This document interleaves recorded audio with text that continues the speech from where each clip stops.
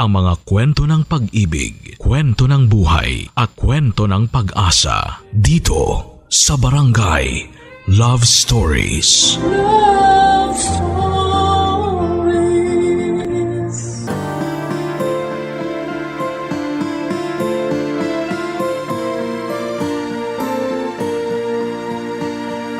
Maramot ang kalayaan sa isang relasyon na hindi dapat sinimulan. Kapag ipinilit ay may mga taong masasaktan at maaaring sa huli ay mauwi sa matinding kalungkutan. Ikaw kabarangay, ano ang pinakamalaking pagkakamali na nagawa mo sa tao na itinuring ka bilang isang kaibigan?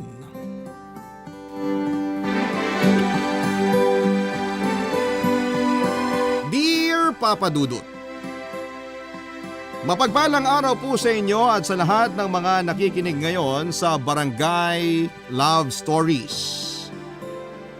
Madalas kong napapakinggan ang mga kwento ninyo sa online maging sa Spotify tuwing gabi pagkatapos ng lahat ng mga gawain ko.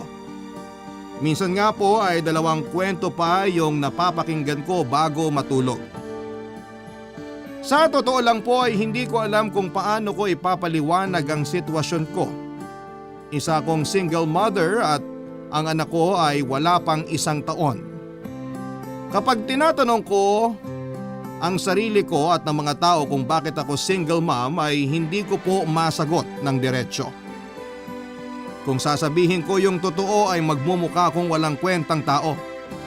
Kung magsisinungaling naman ako ay mapapagod lamang ako dahil paulit-ulit lang yung mga nangyayari. Kung ano man po ang dahilan, yun po ang ikikwento ko sa inyo ngayon at nagsimula po ito 18 months ago. Tawagin niyo na lamang po ako sa pangalang Era, 34 years old at nagtatrabaho bilang isang creative manager sa isang small-time na local brand ng cosmetics. Maliit lamang yung market namin pero sa nakalipas na 5 taon, lumago na yung product line namin, Papa Dudut.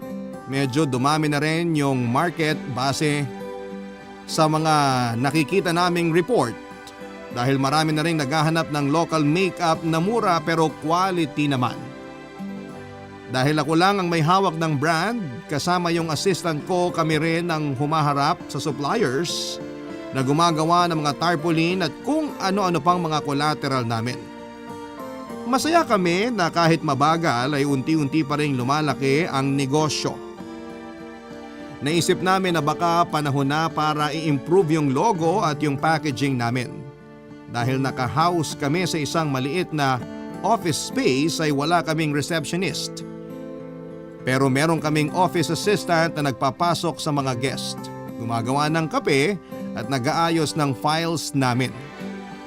Siya rin yung dakilang utusan namin kapag gustong magpabili ng pagkain. Minsan nga ay pati personal errands namin ay ginagawa na rin niya. Maluwag kami sa kanya dahil masipag naman siya at walang reklamo, Papa Dudut. At dahil bata pa siya at masayahin ay tuwang-tuwa din ang mga kliyente namin na kinakausap niya kapag nalilate kami. Tawagin na lang natin siya sa pangalang Lian. At sa tagal na rin naming magkasama sa trabaho ay naging magkaibigan na rin kami kahit na papaano.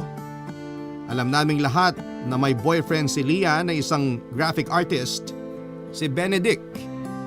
Ilang beses din niya itong ibinida sa amin pero dahil introvert ay hindi ito masyadong sumasama sa amin tuwing nagkakayayaang lumabas. Isang beses ko pa lamang nakita si Benedict pero hindi ko pa siya nakausap. Dahil wala namang ibang sinabi si Lian tungkol sa kanya, doon lang kami nagbase sa pagkakadescribe niya sa boyfriend niya. At aminado ako na na-impress ako sa mga narinig ko, Papa Dudut.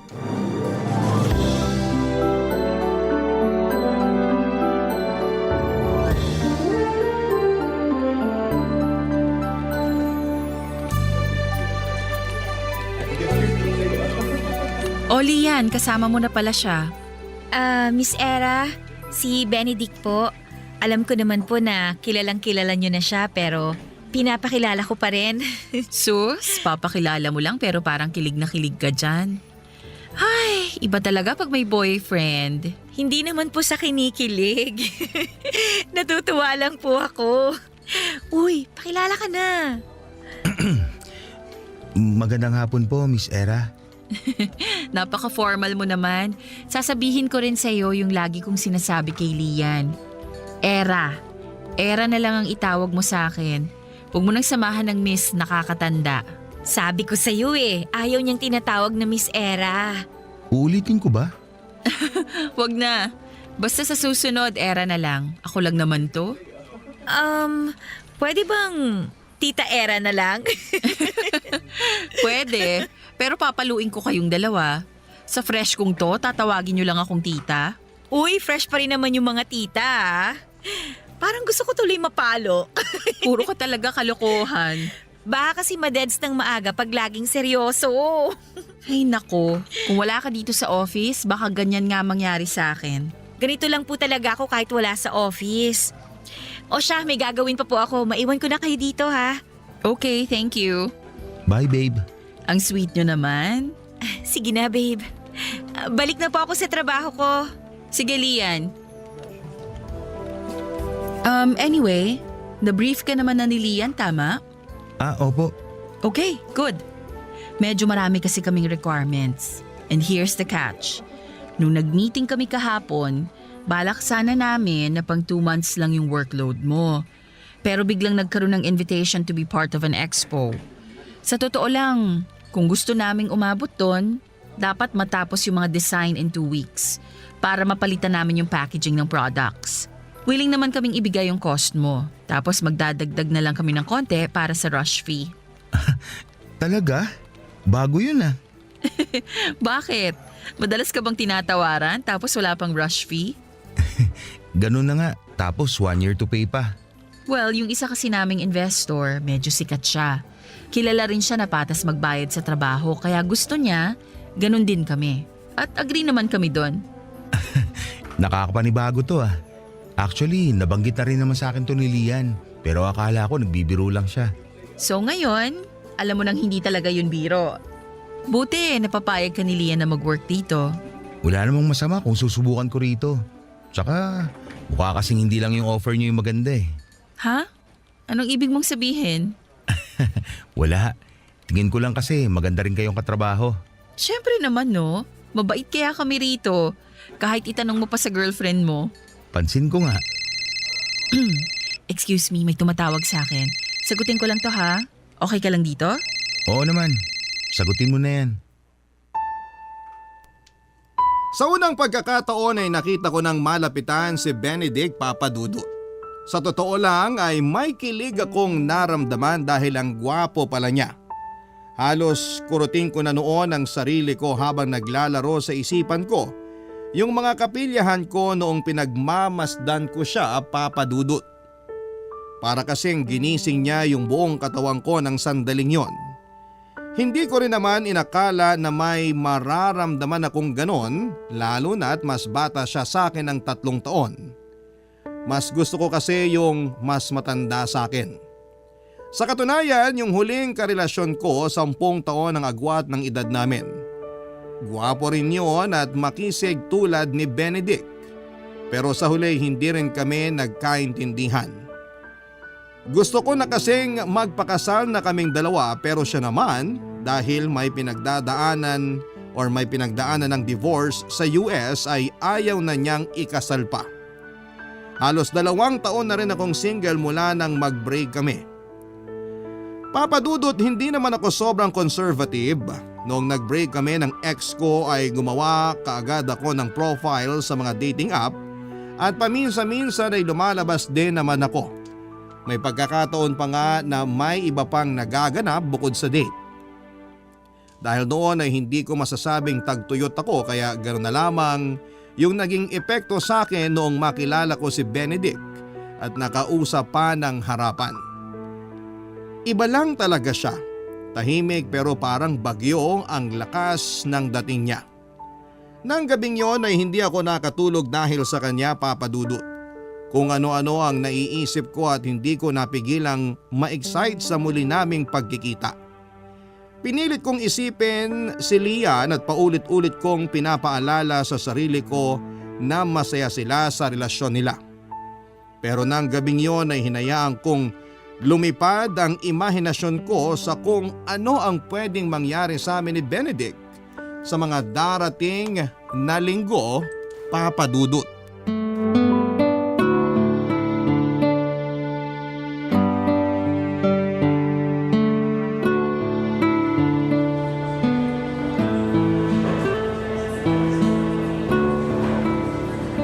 Salamat sa libreng lunch, Miss Era. Sus, maliit na bagay. Tsaka ayan ka na naman sa pamisera mo. At dahil dyan, sa susunod ako naman ang lilibre mo. Naku, kung ililibre kita, sa labas na lang tayo para maiba naman. Pag dito, damang-dama ko pa rin yung stress sa trabaho. Sorry ha, masyado ka na ba naming pinahihirapan? Ha? Hindi ah. Hindi naman ganun yung ibig kong sabihin. Biro lang, naiintindihan naman kita, no? Ay, nga pala, kumusta naman si Benedict para sa inyo? Ibig kong sabihin, okay ba siyang magtrabaho? Okay siyang katrabaho? O ano? Buti na itanong mo yan. Nako, okay na okay. Sana nga matagal pa kaming magkasama. Ha?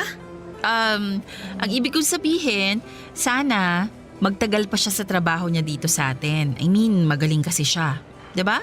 Oo naman, kaya nga proud na proud ako sa kanya eh. Kumusta naman siya bilang boyfriend? Di ba siya boring? I mean, masyado kasi siyang tahimik nung pinakilala mo sa akin eh. Sa una lang yung tahimik. Tsaka hindi siya boring na tao. Kaya nga nagtagal kami eh. In fairness, mahusay kang pumili ah. Gwapo siya, matangkad din. Tapos ang liit ko, kaya kailangan pa niyang yumuko kapag ikikiss niya ako. Mas bagay siguro kayo kung magkasing tangkad tayo. Ha? Biro lang, ikaw naman hindi ka pa nasanay. Ang cute nyo nga eh. Tsaka maganda ka, gwapo siya. Ikaw ba?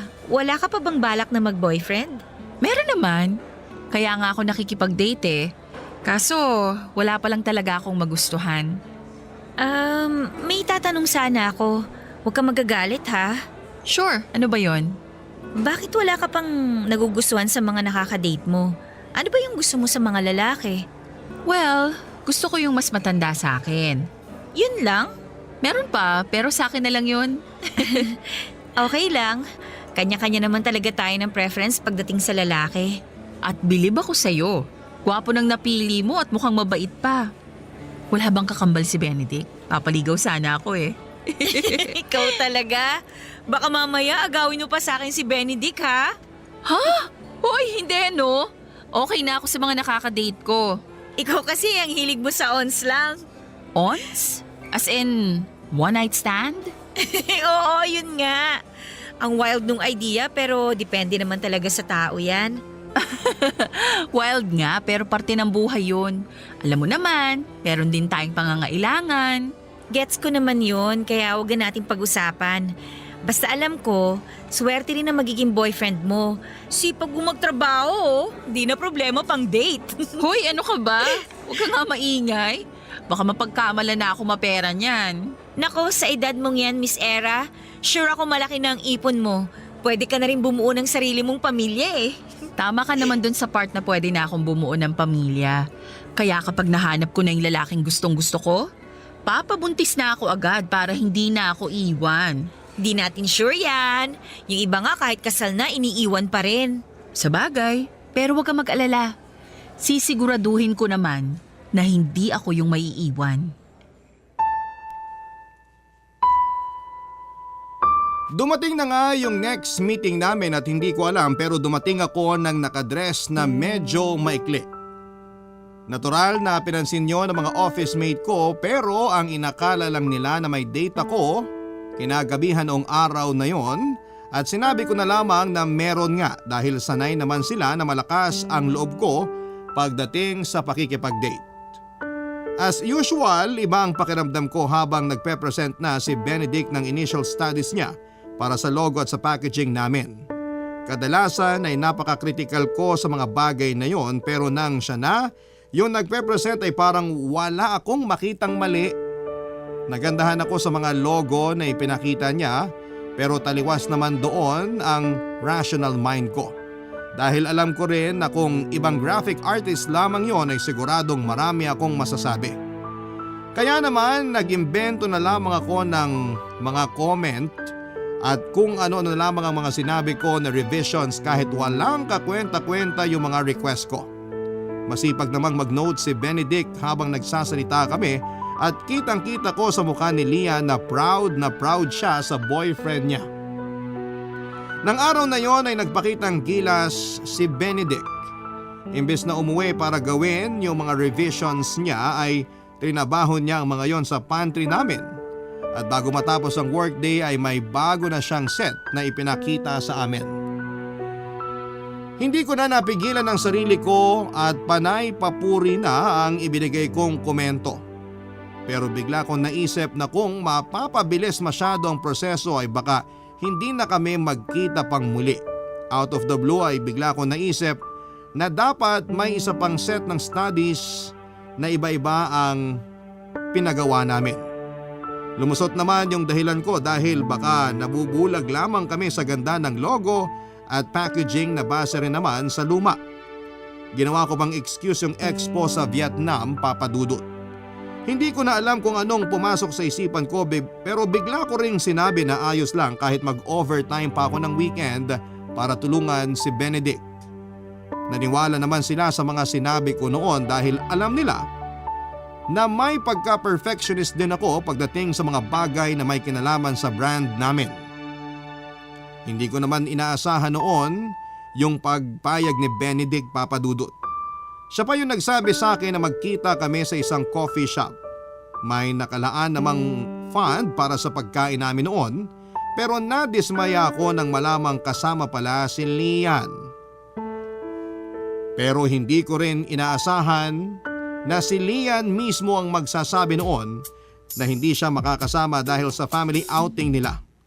Parang nabuhay bigla yung dugo ko nung sandaling yon at nagkaroon ng matinding excitement para sa muli naming pagkikita ni Benedict. At hindi ko nga rin napigilang kiligin sa ideya na kaming dalawa lamang ang mag-uusap noon at magkasama, Papa Dudut. Barangay Love Stories. Barangay Love Stories. Papa Dudut, ang totoong mga kabaliwan ay nangyari matapos ang meeting na yon. Doon ko nalaman na hindi naman pala tahimik na tao si Benedict. Ganon lamang siya kapag nasa harap ng ibang tao pero noong nag-brainstorming kami ay doon na lumabas ang kapilyuhan niya. Akala ko noon ay nagkataon lang na tumatama ang kamay niya sa akin, pati na yung pakiramdam ko na lihim niyang pinagmamasdan ang mga labi ko.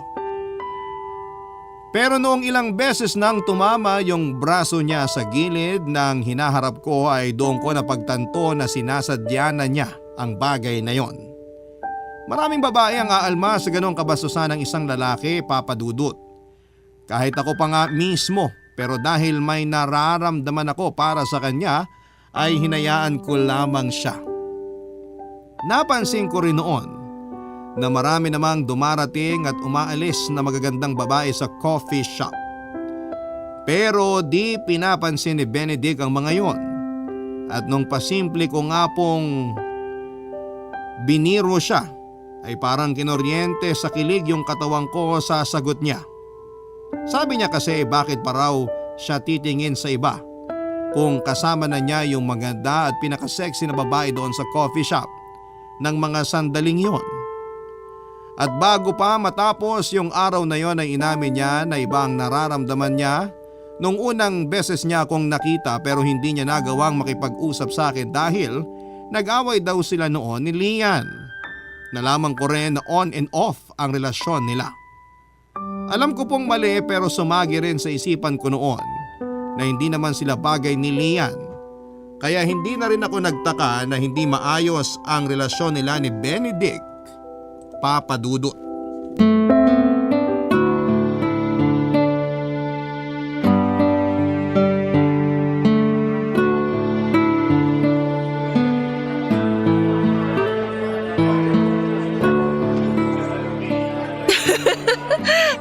ka, masyado ka ng bolero. Bakit? Totoo naman na maganda ka eh. Kaya nga nagtataka ako na wala ka pa rin boyfriend hanggang ngayon. Medyo pihikan lang sa lalaki. Pero nakikipag-date ka naman, di ba? Oo, pero wala pa rin akong magustuhan sa kanila eh. Paano kung ako'y manligaw sa'yo? Papasaba ako. Paano ka naman manliligaw kayo pa ni Lian? Oh, ba't naman ang lalim ng buntong hininga mo? On and off kasi yung relasyon namin ni Lian. Kaya hindi na rin ako sigurado sa nararamdaman ko para sa kanya. Ibig mong sabihin, ayaw mo na sa kanya? Sa totoo lang kasi ayoko talaga sa babaeng payat. Gusto ko yung medyo may laman. Tapos yung mukhang palaban. Si Lian kasi parang lili pa rin na ng hangin sa sobrang payat. Tapos ang amo pa ng mukha eh. Grabe ka naman kay Lian. Seryoso ako ron. Sinabihan ko nga siya na medyo magpataba naman para magkalaman siya. Well, yan yung bagay na hindi mo na dapat pakialaman pa sa kanya. Katawan niya yon, kaya desisyon niya kung anong gagawin niya. Kung ayaw niyang maging mataba, wala ka nang magagawa. Eh dahil nga doon, parang nawawala na tuloy yung pagkagusto ko sa kanya. Kung ganon, ba't di pa kayo maghiwalay? Mahirap eh. Naghahanap pa ako ng tiyempo. Pero kahit kami pa, hindi ko mapigilan ng sarili ko na magkagusto sa iba. Ibig mong sabihin, may nagugustuhan kang ibang babae habang kayo pa? Oo, Hindi ka naaawa kay Lian? di naman dapat sa awa binabase yung tagal ng relasyon. Sadya lang talaga na wala nang spark sa aming dalawa. Di na kagaya nung dati, nung bago pa lang kami. Ay, alam mo, kahit nga may nangyayari pa sa amin, parang wala na akong maramdaman na excitement. Ay, huwag na nating pag-usapan yung relasyon nyo. Kwento mo na lang kung ano pa yung gusto mo sa isang babae. Okay, gusto mo ba ng prangkahang sagot? Oo, mas maganda kung ganon.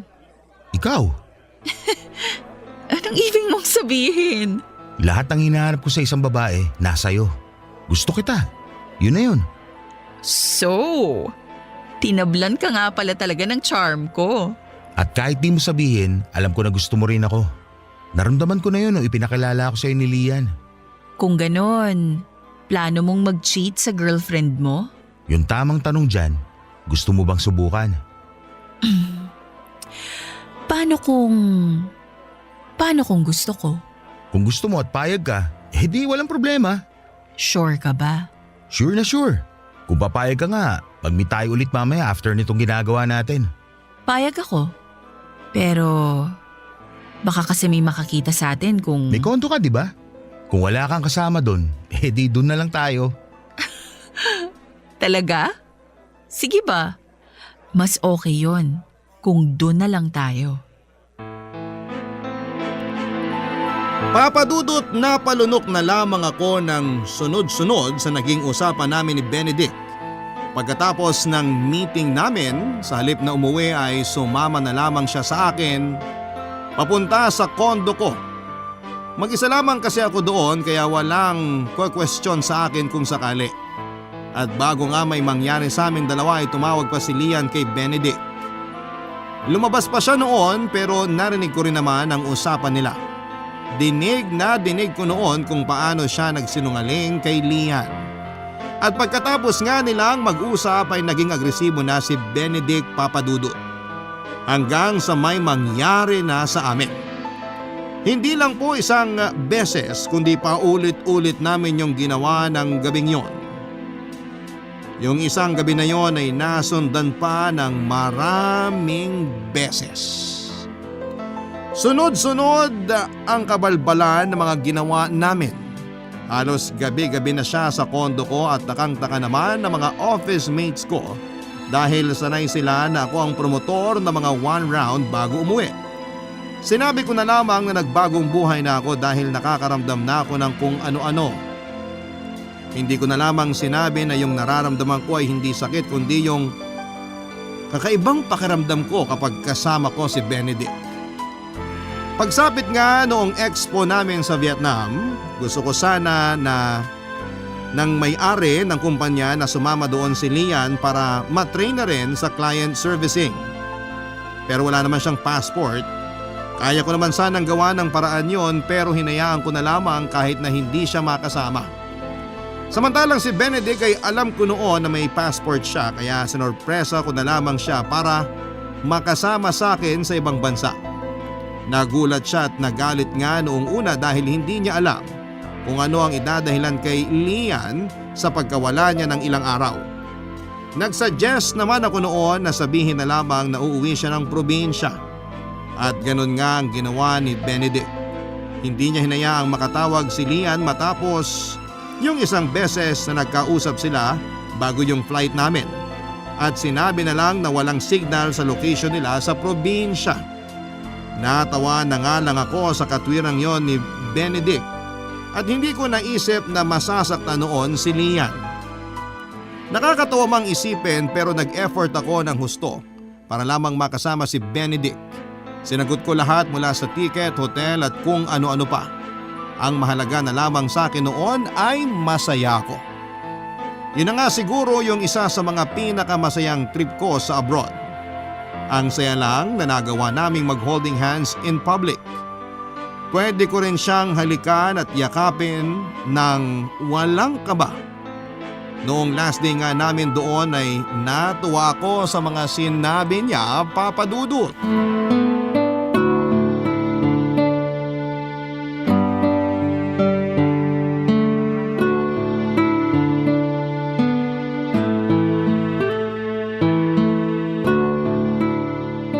Baby cute. Ano yon, baby pogi? Happy Mansari. Ha? Mansari. 1 month na tayo, di ba? Oo nga no. Akalain mo yun? 1 buwan na rin nakalipas mula nung binihag mo ako sa kondo mo. Wow ha, ako talaga. Sa pagkakaalam ko, ikaw nga yung naunang… Di na mahalaga kung paano natin sinimulan. Mas di natin makakalimutan kung paano yun natapos. Tsaka, mapipigilan ko pa ba sarili ko nun? Sa ganda mong yan? Tapos… Tapos ano? Tapos palaban ka pa. Palaban ako kasi nilalandi mo ako ng nilalandi. Alam mo, si Lian sweet siya. Pero ikaw, hindi ka lang sweet. Maalindog pa. Talaga? Eh di ba mas gusto niyong mga lalaki yung babaeng sweet? Hindi naman lahat, sweet lang yung gusto. May iba rin na tulad ko na gusto yung palaban sa lahat ng bagay. Lalo na sa… Hoy, ano ka ba? Kailangan pa bang banggitin yun? Hoy, nagbablush. Kinikilig o nahihiya? Pareho. Kaya wag na lang nating pag-usapan yun. Pero seryoso, may gusto sana akong itanong sa'yo. Ano yun? Kasi di ba nga 1 month na tayo? Pero kayo pa ni Lian. Wala ka bang balak na hiwalayan siya? Ay, wrong timing pa eh. Kasal pa kasi ng ate niya next week. Tapos birthday niya yung kasunod. Ayoko naman makapag-break na may okasyon. Basta magtiwala ka lang. Gagawan ko to ng paraan. So kailan pa yon? Basta, baka nga magulat ka na lang na ikaw na yung sinusundo ko sa office niyo. Sira, hindi pwede yun no. Kahit maging tayo pa. Malaking gulo yun pag nagkataon. May issue ako sa office. Lalo na't alam nila na boyfriend ka ni Lian. Wala naman akong pakialam sa kanila. Ikaw lang yung iniisip ko. Okay na ako sa ganito. Hindi naman ako nagre-reklamo, di ba? Ano? Paano naman naging okay yung ganito? Nagtatago tayo na para mga daga. Oo, aminado naman ako na gusto ko rin to. Pero mas gusto ko yung maging legal tayo. Yung hindi na kailangan magtago. Naisip mo rin pala yon? Salamat ha. Hindi mo alam kung gaano ako kasaya ngayon. Mas masaya ako kasi nakilala kita. Kung di pa ako dinala ni Lian sa office nyo, hindi ko malalaman na makikilala ko naman pala talaga yung pangarap kong babae. Ako? Ako ang pangarap mong babae? Oo, pangarap kita. At wala na akong pakialam kung hindi ka man maniwala. Eh sino namang may sabi sa'yo na hindi ako maniniwala? Siyempre naniniwala ako, no? Ikaw pa ba? Kung ganon, pag-uwi natin ng Pilipinas, dating gawi pa rin. Hindi ka naman kasi pwedeng pumunta sa amin. Baka bigla na lang ako sa presahin ni Lian. Mahirap na. Wala namang problema sa akin kung doon lang tayo lagi sa kondo ko. Kung mag-check-in pa kasi tayo sa hotel, posibleng may kakilala tayong makakita sa atin at makapagsumbong sa girlfriend mo. Ay, grabe. Ganito pala ang feeling ng mga kabit. Kabit? Di pa naman kami kasal ni Lian para maging kabit ka. So ano? Third party para masosyal pakinggan? Eh ganun din naman yun. Kabit pa rin. Ay, bahala ka na nga. Kabit na akong kabit. Pero isa lang yung sinisiguro ko sa'yo. Magiging sa'yo rin ako ng buong buo. Papadudot, sinabi rin sa akin ni Benedict na makamandag ako. Pero para sa akin ay mas makamandag siya. Naniniwala ako na rational naman akong mag-isip. Pero hindi ko alam kung bakit umabot ako sa punto na parang desperado na ako sa kanya.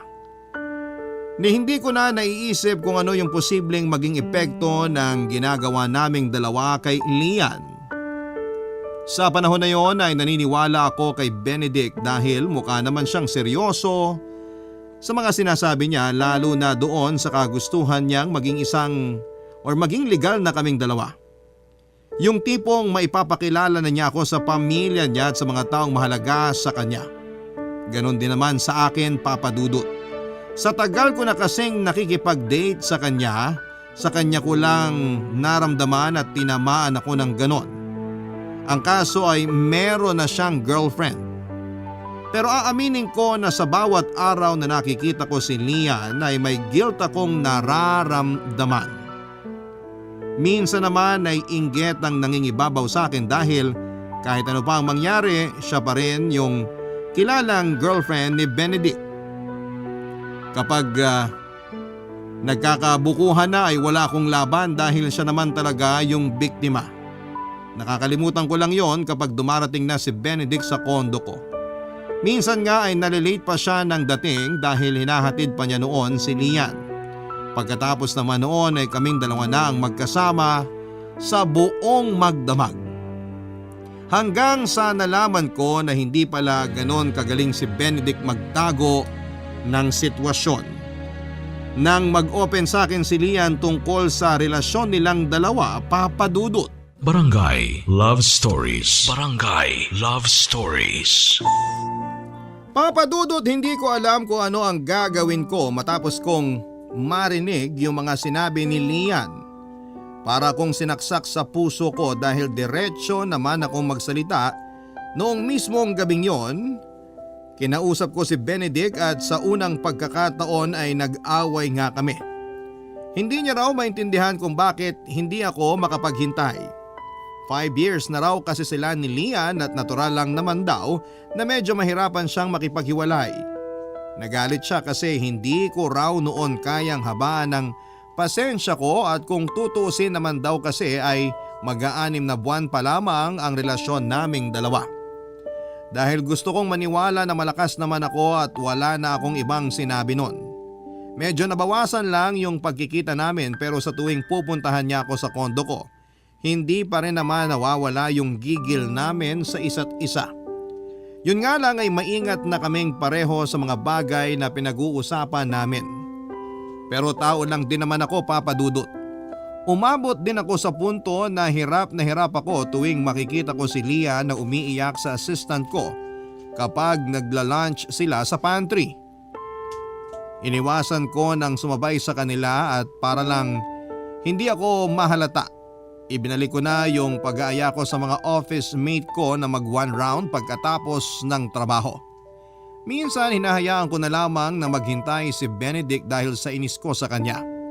Hindi ko kasi alam kung may balak pa siyang tuparin yung mga pangako niya sa akin o pinapaasa na lang talaga ako. Nang matapos yung inuman namin ay hindi ko inaasahan na muli na namang maglalabas ng saloobin si Lian at saktong ako ang nasabihan niya, Papa Dudut.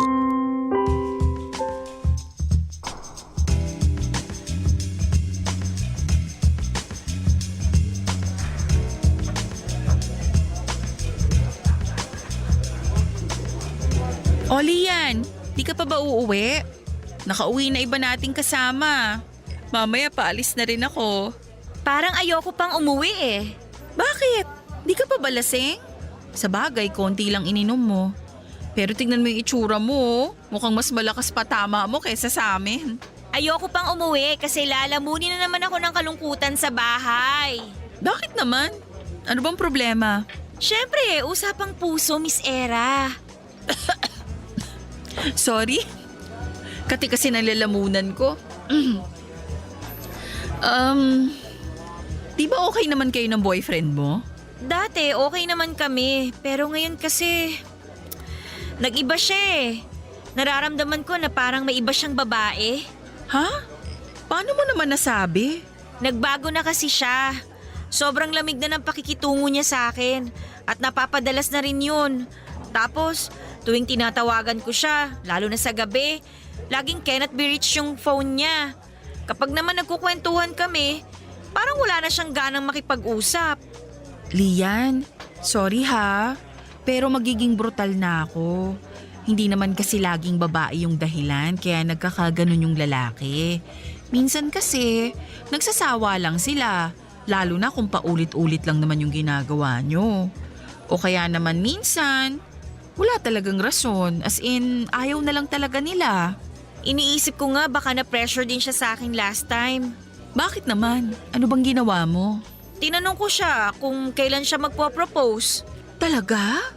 Kailan mo siya tinanong? Nung kasal nung kapatid ko. Ang nasa isip ko kasi noon, ang tagal na rin namin magkarelasyon, Miss Era. Hindi naman siguro masama na itanong ko sa kanya yun, di ba? Nako, mukhang na-pressure nga. Alam mo, hindi sa kinakampihan ko siya pero kasi yung mga ganong bagay, dapat hinahayaan mo na lang magkusa. Mas exciting pag ganun. Kasi dun sa ginawa mong pagtatanong, pwedeng ang dating nun sa kanya, minamadali mo siya. Nagbaka sakali lang naman ako noon. Para kasi sa akin, siya na talaga eh. Siya na yung gusto kong pakasalan. Pero mukhang may iba pa siyang plano sa buhay. Kung iniisip mo yung haba ng relasyon nyo para maging basihan ng pagpapakasal nyo, baka mabigo ka lang din tulad ko. Alam mo naman yung kwento ko, di ba? Iba naman yung kwento niyo eh. Tsaka hindi naman ako aasa kung wala siyang sinabi sa akin noon. Ha? May sinabi siya? As in, pinangakuan ka ng kasal? Ganun na nga. At naniwala ka naman. Eh bakit naman hindi? Eh boyfriend ko naman siya. Mahal ko siya at alam ko na mahal din naman niya ako. Hindi naman kami tatagal ng ganito kung hindi namin mahal ang isa't isa. Hindi naman sa gusto kong malungkot ka ha. Pero minsan kasi, di tayo dapat masyadong nag-e-expect. Mas masakit yung umasa sa basta pangako lang. Mukhang malalim din ang hugot mo, Miss Era. May problema ka rin ba? Ha? Ay naku, wala. Wala naman akong problema. Nasabi ko lang naman yung mga yon. Papadudod sa puntong yon ay doon ko napagtanto na hindi na lang init ng katawan yung nararamdaman ko para kay Benedict. Sa totoo lang ay mahal ko na pala siya ng mga panahon na yon. Yon ay kahit na alam kong pinagsasabay niya kami ni Lian.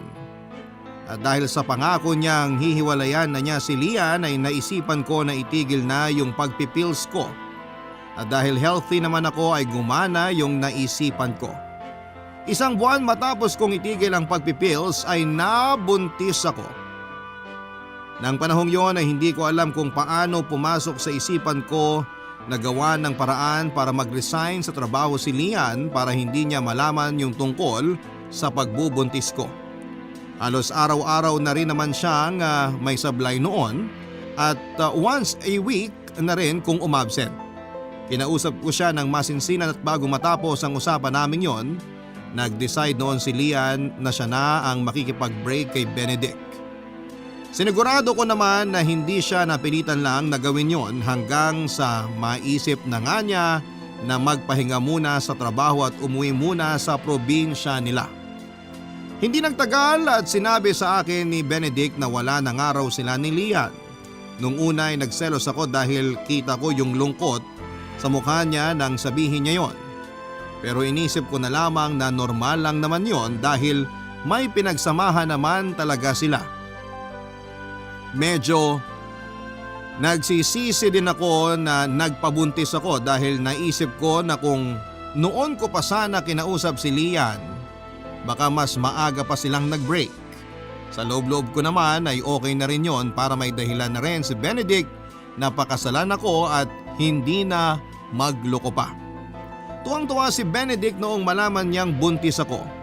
Hindi man lang niya naisip noon na sinadya kong mangyari yon at sinabi rin kasi ng OB na hindi naman talaga 100% effective ang pills. Pagkatapos nga noong first visit namin sa OB ay nagbago na naman si Benedict. Para siyang bata noon na sabik na naghihintay ng Pasko. Lalo siyang nagsipag sa trabaho at kung ano-ano agad yung binibili niya para sa baby namin. Hindi na rin niya nabanggit pa si Lian na para bang mabilis na lamang siyang nakalimot sa mga nangyari sa kanila. Papadudot, akala ko ayun na ang simula ng happily ever after ko dahil sinabi din niya na dapat siguro'y simulan na namin na magpakita na magkasama kami. Pero hindi yon naging madali sa aming dalawa, Papadudot.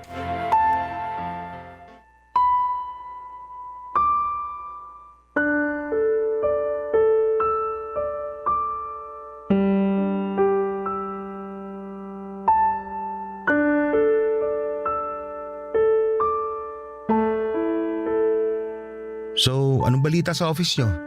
Nasabi mo na ba yung tungkol sa atin? Oo, pero paunti-unti pa lang. Ang hirap kaya magsinungaling. Ngayon ka pa talaga nahirapan? Halos na-master na natin yung pagsisinungaling no kami pa ni… Oh, pati mo siya mabanggit. Di ka pa ba nakaka-move on sa kanya? Ha? Siyempre nakamove on na ako. Nainis lang ako kasi ang kapal ng mukha niya. Siya pa yung may gana mang iwan? Sa boring niyang yun? Wala na nga siyang ibang alam kundi mag-aya manood ng sine. Tapos, pagdating sa kama para siyang estatwa. Di katulad mo na kahit buntis na, fight pa rin. Alam mo, parang wala ka ng ibang bukang bibig kundi yan. Yan lang ba nagustuhan mo sa akin? Siyempre hindi. Huwag na nga natin pag-usapan yan. Kwento mo na lang yung inimbento mong kwento sa office nyo tungkol sa ating dalawa. Ay, yun na nga. Sobrang curious nilang lahat kaya nag-imbento na naman ako ng kwento. Sinabi ko dun sa chismosa kong assistant na nakita kita at nakakwentuhan after ng breakup nyo ni Lian. Tapos sinabi mo nagpakita ako na interes sa'yo. Oo, ganun na nga. Pero sinabi ko rin na ayaw ko sanang patulan yung pag-aaya mong lumabas tayo at nilabanan ko yung nararamdaman ko kasi ayokong ma-in love. Tapos, doon naman pumasok yung issue na ng babae ka raw habang kayo pa ni Lian. Di sana sinabi mo na napraning lang nung si Lian kasi gusto na kagad niya magpakasal pero hindi pa ako ready. Tingin mo hindi ko naisip yan? Siyempre yan mismo yung sinabi ko sa kanila. Dinagdagan ko na lang na sa kapipilit ni Lian sa'yo na pakasalan mo siya, tuluyan ka nang nanlamig sa kanya. Ay, sobrang hirap magsinungaling. Medyo totoo rin naman yun. Nagsawa naman talaga ako kay Lian dahil doon sa pangungulit niya. Buti na lang talaga taga-teatro ako nung college eh. Kaya kahit papano convincing naman yung pag-arte ko. Nakuha ko yung simpatsya nila eh. Kaya nga nagustuhan kita. Lagi kami solusyon sa mga problema. Tulad nitong nararanasan natin ngayon. Ewan ko ba?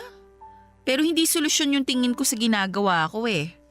Para kasing dinadagdagan ko palalo yung problema. Ano pa bang inaalala mo? Wala na kami ni Lian at malabo na magkabalikan kaming dalawa. Ikaw na yung mahal ko. Kayo ng baby natin. Alam ko pero…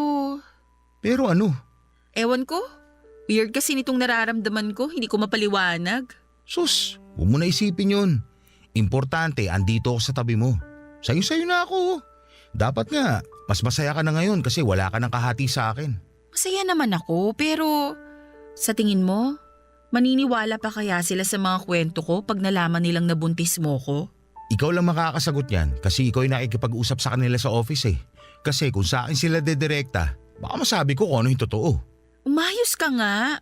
Kasiraan nating dalawa yun kapag nalaman nila. Oo na, pero kaya mo namang lusutan yun kung sakali, di ba? Ay, susubukan ko.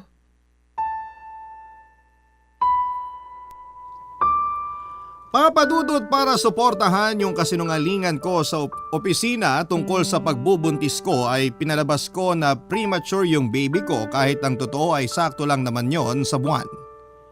At sa galing ko nga na mag-imbento ng kwento ay napaniwala ko silang muli at nakuha ang simpatya nila.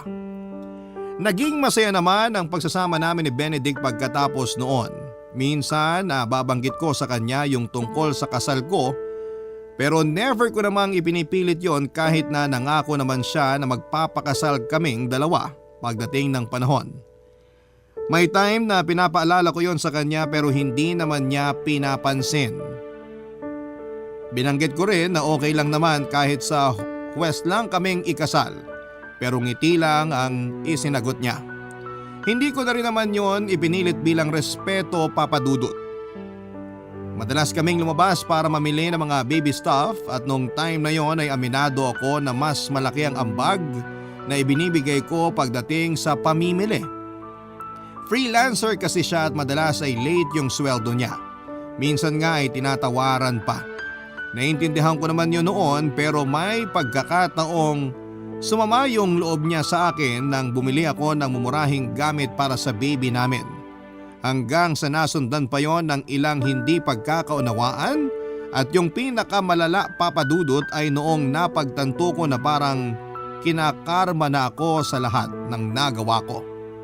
Ligtas kong naipanganak ang baby namin at patuloy din yung success ng kumpanyang pinapasukan ko. Pero sa kabila ng magagandang bagay na yon ay nagkaroon ako ng hinala na may ibang babae si Benedict. Kahit na may anak na kami. Hindi pa rin siya nagde-decide na lumipat sa kondo ko. Kapag pinapaalala ko yon ay kung ano-ano ang mga nagiging excuse niya. At habang tumatagal ay napagtanto ko na yung mga excuse na ginagamit niya noon kay Lian ay ginagamit na rin niya sa akin. Napastok tuloy ako noon sa social media account niya.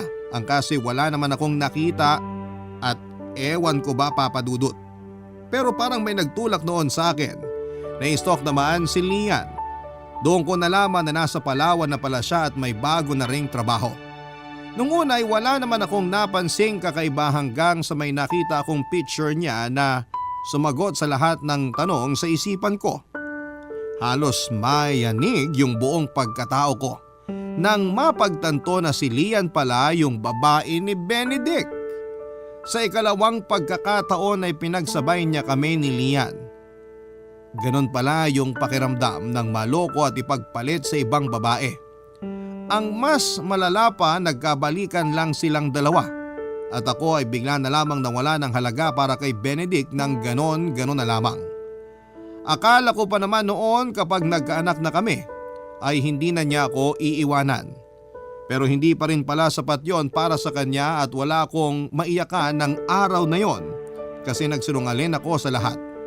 Tanging ang anak ko na lamang yung naramdaman ko na pwede kong maging kakampi sa buhay ko. Hanggang sa ngayon papadudot ay yung anak ko lang ang kinakapitan ko. Sa lahat ng pinagdaanan ko, sa lahat ng pagkakamaling nagawa ko. Inisip ko na lang na yung anak ko yung pinakamalaking blessing na dumating sa akin. Nangako ako sa sarili ko na hindi ko siya pababayaan. Sa ngayon ay wala na kaming communication pa ni Benedict. Wala akong natanggap na paliwanag o kahit ano mula sa kanya. Hindi ko nga alam kung anong meron kay Lian na wala ako at mas pinili pa rin siya ni Benedict. Aminin ko na hanggang ngayon ay nasasaktan pa rin ako. Pero wala na akong magagawa, yun na nga siguro yung karma ko papadudot. Hanggang dito na lamang po ang kwento ko at maraming salamat po sa pagbabahagi nito sa inyong programa papadudot. Sana po ay maging aral sa iba yung nangyari sa akin at hindi natularan pa. Maraming salamat din po sa lahat ng bumubuo ng Barangay Love Stories. Mananatili po kayong number 1 sa puso naming mga tagapakinig ninyo. God bless Barangay LS, ang inyong forever kapuso at kabarangay era. Nagustuhan ng iyong napakinggan? Ituloy yan via live stream sa www.gmanetwork.com/radio. Barangay LS 97.1 Forever!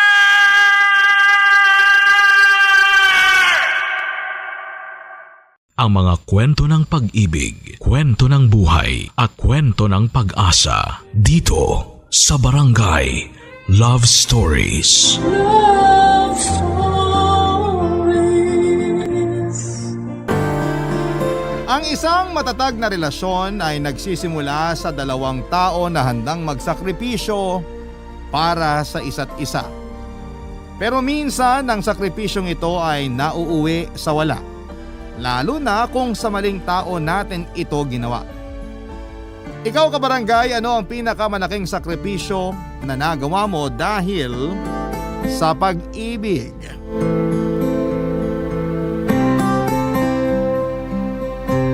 Dear Papa Dudut, Hanggang saan ang kaya mong gawin para sa taong minamahal mo? Yan ang tanong sa akin ng mga kaibigan ko rate na hindi ko malilimutan. Ang naging sagot ko sa kanya ay pati buhay ko. Itataya ko para sa babaeng minamahal ko. Pinanindigan ko po ang mga sinabi kong yon hanggang sa pinagsisihan ko rin ang lahat sa bandang huli. Tawagin niyo na lamang po ako sa pangalang Efraim, 35 anyos at dating taekwondo instructor. 12 years old lamang ako noong una kong sumabak sa martial arts. Una kong inaral ang karate matapos kong i-enroll ng tatay ko sa isang training center. Sa ganong edad ay nakikipag-compete na ako ng karate sa iba't ibang lugar. Pero pagtungtong ko ng high school ay pansamantala akong tumigil sa karate matapos akong ma-injure ng sparring partner ko.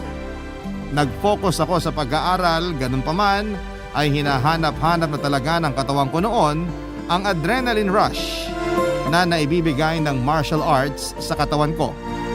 Kaya naman matapos ang ilang taon ay lumipat naman ako sa taekwondo at yon ang sunod na inaral ko. Mula high school hanggang college ay ilang beses akong lumaban sa iba't ibang taekwondo competition. Yellow belter lamang ako noong nakuha ko ang first gold medal ko bilang isang atleta. Naranasan ko ring manalo dati sa palarong pambansa. Pagtanda ko ay nagpatuloy ako sa buhay ko bilang martial artist. Inaral ko rin ang Muay Thai at kickboxing. Hanggang sa naisipan kong magtayo ng sarili kong training center para sa mga gusto mag-aral ng martial arts, lalo na ang paborito kong taekwondo, Papa Dudut.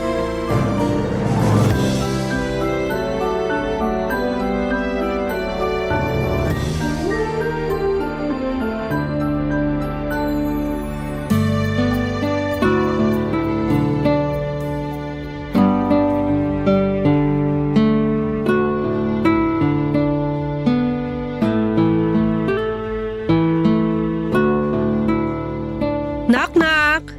Oh, Jane. Nandito ka na pala. Kailan ka pa umuwi? Kararating ko lang. Akala ko mamayang madaling araw ka pa makakauwi. Kung alam ko lang na maaga ka palang matatapos sa trabaho, sana nasundo kita sa airport. Kaya ako nga sinabi na madaling araw ako makakauwi para ma-surprise kita. Siyempre, dahil bukas na ang opening ng training center mo, inayos ko na yung schedule ko beforehand para naman masamahan kita sa pagbubukas ng bagong business mo. Ang sweet naman ng girlfriend ko. Halika nga, payakap nga ako. Miss mo ko? Miss na miss. Tagal mong nawala eh. Ano pang inaantay mo? Tapusin na natin to para makauwi na tayo. Miss mo nang pala ako eh. Aba, gusto ko yan. Mukhang may iba ka pang surprise para sa akin mamaya. Kaya nga magmadali na tayo rito para masolo na natin ang isa't isa. Solo naman natin ngayon ng isa't isa. Pwede naman dito. Ba't pa tayo uuwi? Hoy, sira ulo ka. Magpapablessing ka pa rito bukas. Hala sige, tapusin na natin to para makauwi na tayo. Anong may tutulong ko? May mga nahipan ng balon dun sa may gilid. Idikit na lang natin tapos makakauwi na tayo. Tapos yung tarp pala. Kailangan pang ikabit. O sige, ako nang bahala sa balloons, ikaw na sa tarp. Okay, sige. Alam mo, nakaka-proud ka. Parang kailan lang nung pinag-uusapan natin tong plano mo na magpatayo ng sariling training center. Tapos ngayon, heto na. Nagkatotoo na. Kaya nga eh. Hanggang ngayon hindi pa rin ako makapaniwala. Parang 3 years ago lang. Sabay pa tayong nangarap ng magandang buhay. Sino mag-aakala na ito na yun mismo? Tinatamasa na natin ngayon yung mga pangarap lang natin noon. Oo nga eh. Hindi ako makapaniwala na matutupad natin yung mga pangarap na yon. Hindi ko magagawa to kung hindi dahil sa'yo. Sa'yo ako kumukuha ng inspirasyon eh. Kaya salamat. Walang anuman. Congrats sa ating dalawa. Congrats!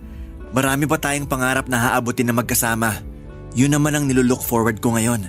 One step at a time. Makakarating din tayo sa mga pangarap natin yan. Marami pa kaya tayong pagsasamahan. Tama. Marami pa nga kaya umaasa ko na kahit anong mangyari, walang iwanan na, sabay nating aabutin yung iba pang pangarap natin. Oo naman. Pangako yan. Gusto mo kain muna tayo sa labas pagkatapos natin dito? Nang ganitong oras? May bukas pa bang kainan ngayon? Parang wala na eh. Teka, anong oras na ba? 11 na eh. Mag-order na lang tayo tapos doon tayo sa inyo mag-celebrate. O sige, ano bang gusto mong pagkain? Ano bang pagkain ang pwede for celebration? Ano nga ba? Pansit? Ba't naman pansit? Di ba yun naman ang karaniwang handa pag nagse-celebrate? Tuwing graduation, tuwing birthday, kapag sahod, pansit yung binibili. Hindi. Ang pansit kasi, kaya yon hinahanda para magkaroon ng mahabang buhay yung taong nagse-celebrate. Pwede rin naman sa atin yun ah. Mahabang buhay para sa ating dalawa. Mahabang buhay para sa relasyon natin. Mahabang buhay para dito sa negosyo at trabaho natin. O di ba pasok naman? O sige na nga. Check ko kung may mabibilhan pa tayo ng pansit pero sure ako na wala na. Feeling ko fast food na lang ang open ngayon eh. Di spaghetti na lang. Ikaw talaga? Para kang bata mag-isip ng pagkain. Yung mga pang-social naman piliin mo. Ako na magti-treat sa'yo ngayon, total deserve mo namang malibre. Ano bang pagkain ng sosyal? Wala akong maisip eh. Ikaw na lang bahala, i-surprise mo ako. Okay, sige. Papa Dudut, isa si Jane sa mga tumulong sa akin para matupad ang pangarap kong training center para sa mga kabataan. Kapareho kong lumaki sa hirap si Jane pero dahil sa pareho naming pagpupursige sa buhay, ay naging maayos naman ang takbo ng mundo namin. Isa siyang flight attendant na una kong nakilala noong nagsisimula pa lamang siyang bumangon matapos po ang sunod-sunod na problema ng pamilya nila noon. Sabay na namatay ang mga magulang ni Jane dahil sa sunog. Simula noon ay siya na ang tumayong magulang sa 4 niyang kapatid sa pagitan ng pagiging waitress. Dahil hindi sapat ang kinikita niya ay sumubok siyang mag-apply sa airlines. Maganda kasi si Jane, Papa Dudut. Matangkad at magaling makisalamuha sa mga tao kaya bagay na bagay sa kanya ang trabahong yon. Pinalad naman siyang makapasok at ngayon ay naitaguyod na niya ng maayos ang kanyang pamilya. Bilang girlfriend ko ay hindi ako pinabayaan ni Jane. Sinuportahan din niya ako sa pag-abot ng mga pangarap ko at yon ay ang makapagturo ng martial arts sa mga kabataan. Unang araw pa lamang ng training center ko ay dinagsana kami ng mga kabataang gustong matuto ng taekwondo. Karamihan sa kanila ay mga elementary at high school students na mula pa sa may kayang pamilya. Maliban sa kanila ay may ilan din akong kinuha para matuto ng taekwondo ng libre. Isa na rito si Ken, ang kapitbahay ko at ang pinakamatanda sa mga estudyanteng tinuturuan ko. 20 years old na siya na matagal nang gustong maging taekwondo player. Pero dahil sa hirap ay hindi niya naituloy ang pangarap niyang yon. Kaya naman nung nalaman niyang nagpatayo ako ng training center ay hindi siya nagdalawang isip na sumali. Bilang tulong ay tinuruan ko siya ng walang bayad, Papa Dudut.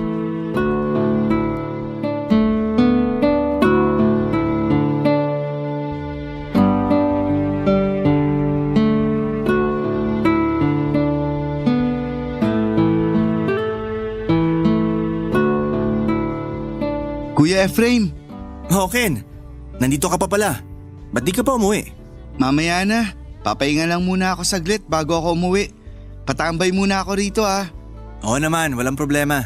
May maitutulong ba ako? Tulungan na kitang magligpit. Salamat. Pakiayos na lang yung mga training pad na ginamit natin kanina. Ilagay mo dun sa may cabinet. Punasan mo muna ng alcohol bago mo ibalik. May spray dyan, pakihanap na lang. Sige. Grabe. Ang hirap pala ng training ng taekwondo, no? Nabigla katawan ko dun ah. Ayos ba? Marami ka pang dapat matutunan. Basic pa lang yung mga tinuro ko sa inyo. Kaya nga eh. Hindi mo pa naituturo yung mga iba't ibang klase ng sipa, pero bugbog na agad katawan ko. Warm up pa lang natin, nakakapagod na eh. Ganyan talaga sa martial arts. Kailangan mo mag-warm up para hindi mabigla katawan mo. Tamo, bukas mahihirapan ka na maglakad niyan. Talaga? Bakit? Kapag first time, hindi talaga maiiwasan yan. Nagamit mo kasi mga muscle sa paa mo kaya kailangan mo ng pahinga para may oras kang mag-recover. Naku, edi hindi ako makakasama niyan sa training bukas. Pwede ka pa rin namang sumama bukas. Wala tayong physical activity bukas. Wala? Anong gagawin natin? Magkakaroon tayo ng lesson. Ituturo ko sa inyo kung paano magbilang ng Korean. Korean? Bakit naman Korean? Kasi sa Korea nag-originate ang Taekwondo. Kailangan nating magbigay ng pagkilala sa pinanggalingan ng martial arts na yon. Oh, sa Korea pala galing ang Taekwondo? Ngayon ko lang nalaman yan ah. Pagkatapos nun, tuturuan ko naman kayo ng basic kicks at punches. Para kapag dumating yung practical test nyo, marunong na kayo sa mga basics ng Taekwondo. May practical test pa pala ang Taekwondo? Oo naman. Ginagawa yon para malaman kung mapopromote na ba yung rank mo. Napapansin mo ba yung mga ginagamit nating belt kapag nagpapalit tayo ng dobok o yung uniform natin? Oo, maraming kulay yun eh. White para sa aming baguhan. Tapos sa'yo naman black belt. Yun yung pinakamataas, di ba? Tama. Makikita mo kung anong rango ng isang Taekwondo player sa gamit nilang belt. Magsisimula sa white belt tapos kapag na-promote ka, magiging yellow yung belt mo. Susundan yun ng blue, red, brown. At bago ka makakuha ng black belt, kapag hindi ka pa handa, pum belt o yung red at black na belt ang isusuot mo. Bukas ituturo ko lahat yan sa inyo. Wow! Ang dami palang rango sa Taekwondo na hindi ko alam. Iyan ang magbibigay ng motivation sa mga players para pagbutihin pa ang training nila. Pero tip ko lang wala yan sa rank. Ang mahalaga ini-enjoy mo yung martial arts mismo. Nakaka-enjoy naman. Nakakapagod nga lang at masakit sa katawan pero sigurado namang masasanay din ako pagtagal. Pero matanong ko lang Kuya Efraim, paano nyo naman nakailigan ng Taekwondo? Dahil yan sa tatay ko. Nung kabataan niya lagi siyang nabubuli. Hindi niya kayang protektahan sarili niya. Di siya marunong lumaban kaya di niya kayang ipagtanggol yung sarili niya. Nung nagkaanak siya, siniguro niya na matututo kami magkakapatid ng self-defense para kapag dumating yung panahon na kailangan namin ipaglaban mga sarili namin, kaya naming lumaban. Kaso sa aming magkakapatid, ako lang yung nakagusto sa martial arts kaya ako lang ang nagpatuloy sa direksyon na yon. Kaya pala. Oo nga, maganda na matuto tayo ng self-defense. Mas katatakutan tayo ng mga tao. Pero dapat wag mong gamitin ng Taekwondo para makasakit ng ibang tao. Yan ang isang bagay na bawal sa larangan ng martial arts.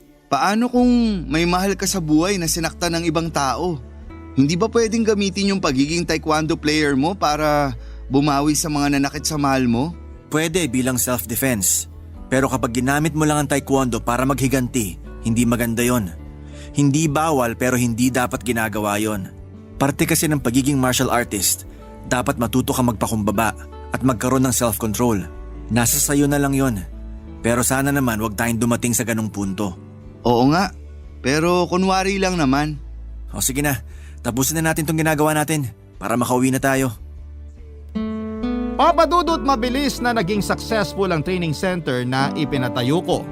Sa tulong na rin ng mga katulad kong atleta na naging kaibigan ko na rin ay marami ang nag-enroll sa akin para magpa-train. Lalo na mga batang karaniwang lumalaban sa mga national sports competition. Kinuha rin ako bilang coach ng isang paaralan sa amin na laging suki ko sa mga international taekwondo competition. Dahil sa training center na binuo ko ay nakapagpundar ako ng maliit na coffee shop na ipinangalan ko sa girlfriend kong si Jane. Matagal na rin kasi niyang gustong magtayo ng coffee shop dahil coffee lover siya at yun ang naging regalo ko para sa kanya sa 6th anniversary namin bilang magkasintahan. Papadudot, wala na akong ibang mahihiling pa noon. Sobrang kontento na ako sa buhay na tinatamasa ko. Nagagawa ko ang passion ko na magturo ng martial arts, may sarili akong negosyo at bukod doon ay may masaya akong love life. Ang kulang na lang noon ay ang magkaroon ako ng sariling pamilya na kasama si Jane. Kaya naman naisipan ko na sorpresahin siya sa pamamagitan ng pagbibigay ng singsing na matagal na niyang hinahangad. Pagsapit po ng birthday niya ay nag-propose ako sa kanya, Papadudot. Hiningi ko ang kamay niya at lumuhod ako sa harapan niya para pakasalan ako. Sinagot niya ako, Papadudot, at doon mismo nagsimula ang bagong chapter ng buhay naming dalawa. Ang hindi ko lang alam ay doon na rin pala magsisimulang magbago ang buhay ko. Barangay Love Stories. Barangay Love Stories. Bilang flight attendant ay hindi na bago sa akin ang malawak na social circle ni Jane Papadudut. Marami siyang kakilala at marami siyang kaibigan at hindi nawawalan ng mga kaganapan sa buhay niya. Sa katunayan ay napakahirap ngang sumingit sa busy schedule nito. Ganun pa man ay nasanay na ako doon dahil parte na ng pagiging flight attendant ang maging sobrang busy. Daig pa nga namin noon ang magka-long distance relationship dahil mas marami pa siyang oras sa himpapawid kesa sa lupa. Laging malayo sa akin si Jane pero okay lang sa aming pareho yon dahil alam namin na kapalit ng pagiging malayo namin sa isa't isa ay ang pagpupursige namin para mas maayos pa ang estado ng buhay namin. Kapag naman pareho kaming hindi abala sa trabaho ay sinusulit din naman namin ni Jane ang oras na magkasama kami, Papadudut. Malimit lang kasing mangyari yon kaya buong araw ay wala kaming sinasayang na segundo. Sa katunayan, bago pa man kami magkitang dalawa ay nakaplano na mga gagawin namin sa araw na yon para hindi masayang ang oras naming pareho. Minsan naman kapag off ni Jane at busy ako sa trabaho ay lumalabas siya kasama ang mga kaibigan niya. Magkaiba ang buhay namin ni Jane sa labas ng relasyon namin. Simple lamang ako, Papadudut. Okay na ako sa pagtambay sa bahay ng mga kaibigan ko.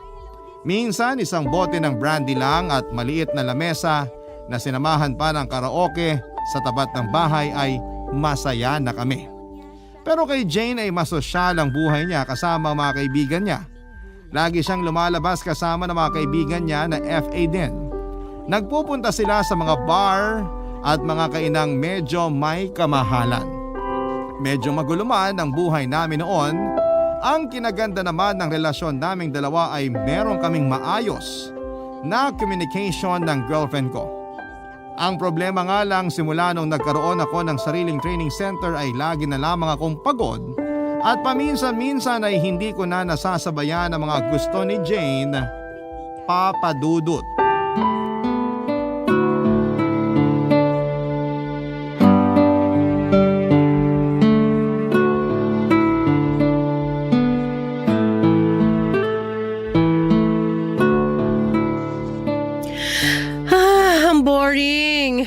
Babe, labas tayo. Ngayon na? Saan mo ba gusto pumunta? Hindi ko alam, kahit saan. Ang boring dito sa bahay. Wala man lang pwedeng pagkaabalahan. Sabi mo magpapahinga ka buong araw. Di ba pagod ka sa trabaho? Nakakabagot eh. Sa weekend na lang tayo lumabas. Rush hour na oh. Mas mababagot lang tayo sa daan kapag na-traffic tayo. Mag-suggest ka na lang kung anong magandang gawin. Seryoso, sawa na akong nakatunganga rito. Movie marathon gusto mo? Maraming bagong labas na pelikula ngayon. Ayoko, boring din yan eh. Tsaka wala namang magandang palabas ngayon. Paulit-ulit lang din naman yung kwento. Magbasa ka na lang ng libro. Ang dami niyong libro dyan oh. Ano yan, display? Sa kapatid ko yan. Ayaw niyang may gumagalaw sa mga libro niya tsaka hindi naman ako mahilig magbasa. Mas nakakabagot yun kesa manood ng movie. Eh anong gusto mong gawin? Wala rin ako maisip. What if gumimik na lang tayo mamayang gabi? Gimmick? Kalagitnaan ng linggo, gigimik ka? O bakit? Ano namang masama ron? May bago akong bilhin na dress dyan. Gusto ko siyang irampa sa labas. Tinatamad akong lumabas eh. Ba yan? Ikaw rin ang boring mo eh. Ayaw mong gumimik, ayaw mong mamasyal. Ang hirap talaga kapag nagkaroon ng jowang taong bahay. Ayaw man lang lumabas. Ngayon lang din kasi ang pahinga ko. Mas maganda na dito na lang tayo sa bahay. Lagi ka na nga lang nasa labas eh. Ayaw mong dito na lang tayo sa loob? Mas intimate. Mas makakapag-bonding pa tayo. Itong ginagawa nating nakaupo lang habang nakatutok sa kanya-kanya nating cellphone, hindi talaga bonding ang tawag dito. O sige, eto na. Ibababa ko na tong cellphone ko. Nga pala naalala ko, nasabihan na ba kita tungkol sa ganap natin sa Sabado? Sabado? Hindi pa. Anong ganap yon? May pupuntahan tayong party. Ikaw yung +1 ko. Party? Saan naman? Sa BGC. Sino mga kasama natin kung sakali? Yung mga kasamahan kong FA. Kilala mo naman sila, di ba? Nako, baka ma-out of place lang ako doon. Ikaw na lang magpunta. Ayaw mong sumama? Bakit naman? Alam mo namang hindi ako mahilig magpunta sa mga party-party na yan eh. Hindi ako bagay sa mga ganyang pasosyal. Batang kali ako eh. Di ako makasabay sa mga malalaking party na lagi mong pinupuntahan. Sayang naman. Balita ko maraming imbitado ron na sikat. Mag-enjoy na lang kayo doon. Tsaka sa Sabado na rin pala yung training namin ng taekwondo. Hindi rin kita masasamahan. Sa Sabado na ba yun? Yan ba yung sinasabi mong 1 week kang titira sa school? Oo, yun nga. Kinuha akong trainer ng taekwondo team nila eh. In-house kami ng 1 linggo doon. Sayang naman. Okay lang yon. Mas may enjoy mo yung party na yon kapag wala ako doon. Ayaw mo nun? Wala ka nang kailangang problemahin pa? Mas masaya sana kung magkasama tayo. Bawi na lang ako next time. Basta wag ka lang masyado magpakalasing ha. Ako pa! Kayang-kaya ko sarili ko sa mga ganyang bagay. Sa susunod tayo naman ang lalabas kapag natapos na ako sa training. Promise mo yan ha? Oo, promise. Alam ko na kung anong pwede nating gawin ngayon. Ano? Maglaro na lang tayo ng mobile game. Naka-download pa ba yung laro sa phone mo? Hindi na-uninstall ko na yun eh. Dali, download mo ulit. Magpaparank up ako. Kailangan ko ng support player. O sige, wait lang. Papadudot isang malaking pagsisisi sa parte ko na hindi ko sinamahan si Jane noong gabing yon. Ang akala ko kasi noon ay pangkaraniwang party lamang ang pinuntahan niya. Sanay na ako sa mga pagpunta nila sa mga party at gimika ng mga kaibigan niya. Malaki ang tiwala ko na kaya na ni Jane ang sarili niya pagdating sa mga ganong bagay, Papadudot, dahil lagi naman siyang nakakauwi ng matino at safe. Pero ang ganap na yon ay hindi pala katulad ng dating pinuntahan ni Jane. Naimbitahan sila sa isang malaking birthday party kasama ang ilang ma-impluwensyang tao. Marami sa mga nakasama niya ay anak ng mga politiko at negosyante. Nang mga panahong yon ay naka-in-house ako sa isang eskwelahan dahil may 1 week training kami ng mga batang tinuturuan ko para sa paparating na athletic meet. Wala akong kaalam-alam na may pinagdadaanan na pala si Jane noong natapos ang party na pinuntahan nila. Gabi-gabi naman kaming nag-uusap noon sa message at video call at ni isa ay wala siyang binanggit na masama tungkol sa nangyaring party. Basta ang sinabi lang niya ay masaya ang pinuntahan nilang ganap. Pero noong matapos ang 1 linggong training namin sa eskwelahan ay doon ko napansing may mali. Nag-iba ang mga kilos ni Jane at lagi siyang asiwa at para bang wala sa wisyo. Hindi siya nakafocus tuwing nag-uusap kami at parang lumulutang ang utak niya. Noong usisain ko kung ano ba talaga ang nangyayari ay parang bombang bigla na lang sumabog si Jane. Papadudot, nagngingit-ngit ang galit ko noong nalaman ko kung ano ang nangyari sa girlfriend ko ng gabing yon.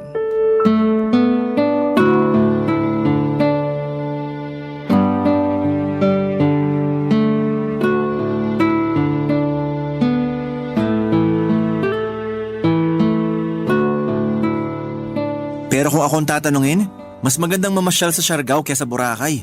Balita ko, crowded na raw sa Boracay eh. Mas tahimik daw sa Siargao. Ano sa tingin mo? Doon na lang tayo mag-celebrate ng anniversary natin next year para mapag-ipunan natin. Uy, nakikinig ka ba sa sinasabi ko? Ikaw bahala. Siargao na lang. Parang maganda dun eh. Ano, Siargao na? Final? Sabing ikaw na nga bahala eh, ano ba? La, galit na galit. Okay ka lang ba? Wala ako sa mood makipagkwentuhan ngayon. Bakit naman? Masama ba pakiramdam mo? Pwede bang manahimik na lang muna tayo saglit? Sakit ang ulo ko. Halika nga rito. Kailangan mo lang ng lambing eh. Kiss na lang kita para mawala sakit ng ulo mo. Ano ba, Efraim? Lumayo ka nga. Ang sungit naman. Payakap na. Lumayo ka sa akin, isa! Grabe. High blood na high blood ah. May dalaw ka ba ngayon kaya ang sungit-sungit mo? Tigilan mo ako! Hindi ako nakikipagbiruan sa'yo! Okay. Chill ka lang. Nilalambing lang kita eh. Mukha ba ako nangangailangan ng lambing ngayon? Efraim naman! Subukan mo naman magbasa ng sitwasyon. Hindi naman ako manghuhula para malaman kung anong problema mo ngayon eh. Pinapagaan ko lang naman ang loob mo para makapagsabi ka sa akin kung anong problema. Ano ba kasing meron? Ba't ka nagkakaganyan? Wala! Gusto ko lang ng katahimikan. Please, kahit ngayon lang. May kinalaman ba yung party na pinuntahan mo kaya ka ganyan? Anong pinagsasasabi mo dyan? Bakit biglang napunta sa party yung usapan? Simula kasi nung nanggaling ka sa party na yon, nag-iba na ugali mo eh. Lagi ka nalang galit. Ano ba kasi nangyari doon? Ayaw mo naman kasi magkwento. Wala! Lagi nalang ganyan sagot mo. Wala, okay lang ako. Wala akong problema. Pero iba naman yung kinikilos mo sa mga sinasabi mo. Ano ba talaga? Sabihin mo na sa akin yung totoo. May nangyari ba? Hindi mo na kailangan malaman kung anong nangyari sa party na yon. So may nangyari nga? Kaya ka nagkakaganyan kasi may nangyari nung gabing yon? Ano bang mahirap maintindihan sa wala ako sa mood ngayon at ayoko makipag-usap? Nabobobo ka na ba sa kakataekwondo mo kaya hindi ka na makaintindi ngayon? Jane, yung bunganga mo. Alam kong galit ka. Pero ipaliwanag mo sa akin kung bakit ka galit para maintindihan ko kung bakit ka nagkakaganyan. Ayoko makapagbitiw ka ng mga salitang pagsisisihan mo rin sa huli. Hindi mo kakayanin kapag sinabi ko sa'yo ang totoo.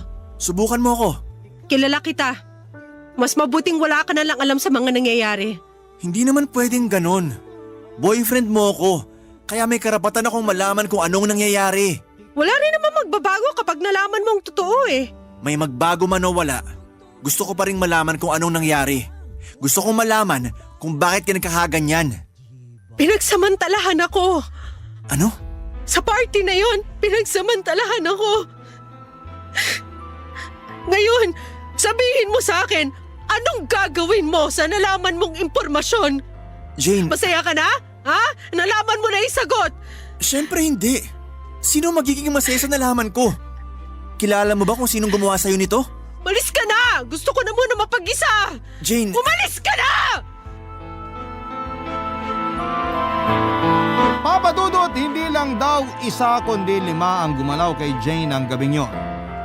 Ang party na tinutukoy niya ay naganap sa isang kilalang hotel at ayon sa kwento niya sa akin ay nagsimula raw siyang nakaramdam ng pagkahilo bandang alas 12 ng gabi. Nang mga panahong yon ay saglit siyang nagpahinga at isa sa mga kwarto sa naturang hotel ay nagising na lamang siya na wala na siyang saplot at 5 kalalakihan ang mga nakapalibot sa kanya. Dahil sa parehong kalasingan at pagkahilo ay hindi na siya nakapalagpa. Ang hinala ni Jane ay may nilagay sa inumin niya kaya siya mabilis na nalasing. Papa Dudut, itago na lang po natin sa pangalang Greg ang lalaking may pakana ng lahat. Anak daw siya ng isang sikat na negosyante sa Pilipinas na malawak ang koneksyon at malaki ang impluensya.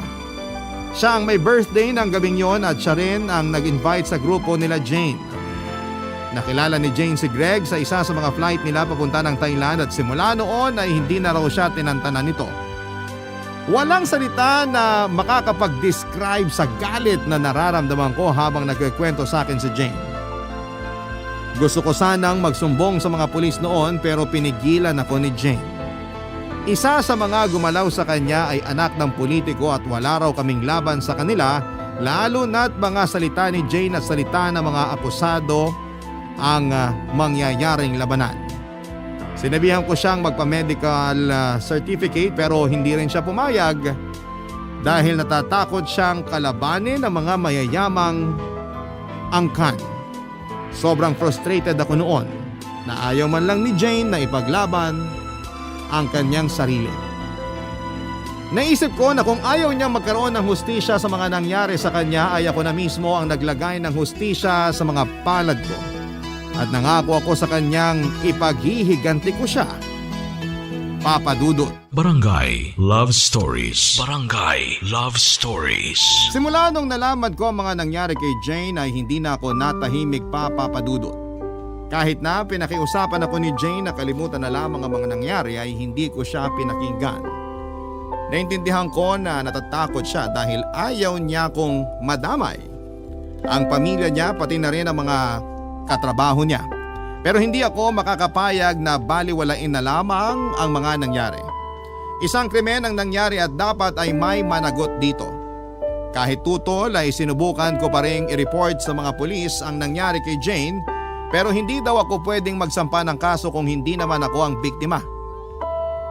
Hindi rin nakatulong na ayaw makipag-cooperate ni Jane kaya ang report na ginawa ko ay hindi pinansin ng otoridad. Kung si Jane ay mabilis na tinanggap ang mga pangyayari, ako ay hindi papadudot. Ako na mismo ang nag-isip ng paraan para makaganti sa Greg na yon. Ilang linggo kong tiniktikan na si Greg, minanmanan ko siya mula sa bahay nila hanggang sa trabaho para malaman kung ano ang routine nito at kung saan siya palaging nagpupunta. Sa halos isang buwan kong pagmamanman kay Greg ay napansin kong lagi itong nagpupunta sa isang hotel. Hindi siya dumadaan sa entrance ng hotel, Papa Dudut, sa halip ay diretso siya sa likod nito. Sa may basement parking para siguro'y hindi makaagaw ng atensyon, lalo na't iba't ibang kababaihan ang pinapasok niya sa lugar na yon. Papasok itong may kasamang babae at lalabas siyang mag-isa na lamang. Nang masigurado ko kung ano ang weekly routine ni Greg ay doon ko na po sinagawa ang plano ko para sa kanya.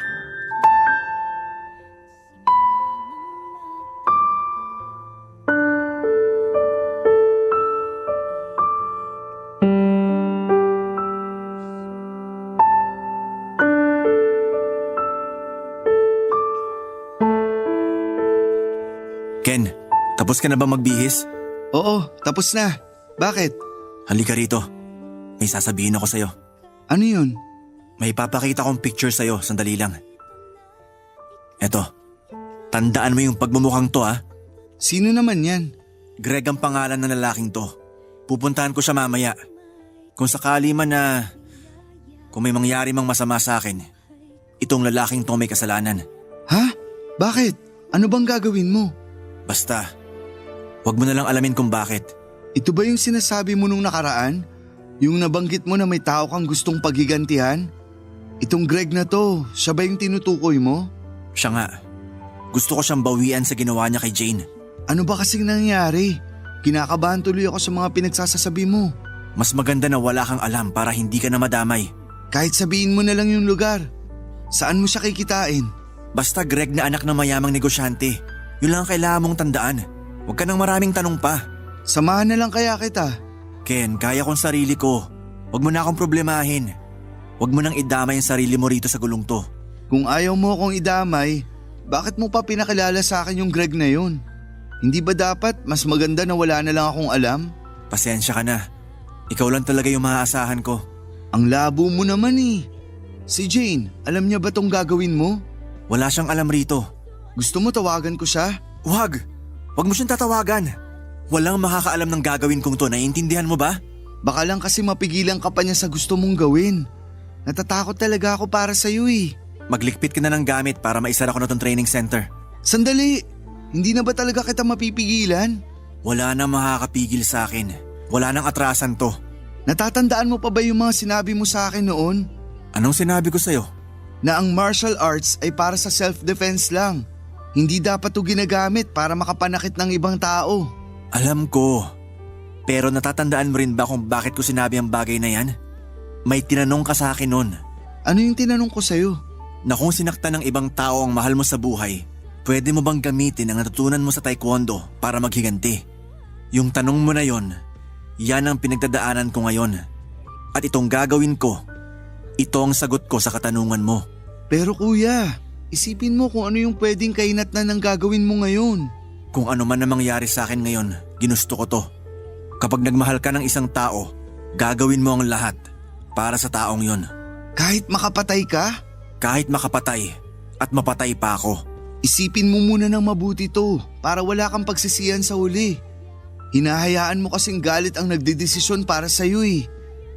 Isipin mo, kapag ba nakapaghiganti ka na, magiging maayos na ba ang lahat? Mawawala na ba ang galit na nararamdaman mo? Kapag nagawa mo na yung gusto mo, magiging masaya ka na ba?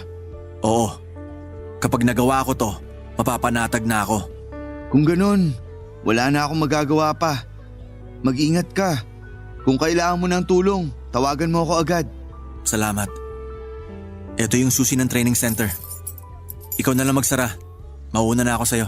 Sige, ako nang bahala rito. Salamat.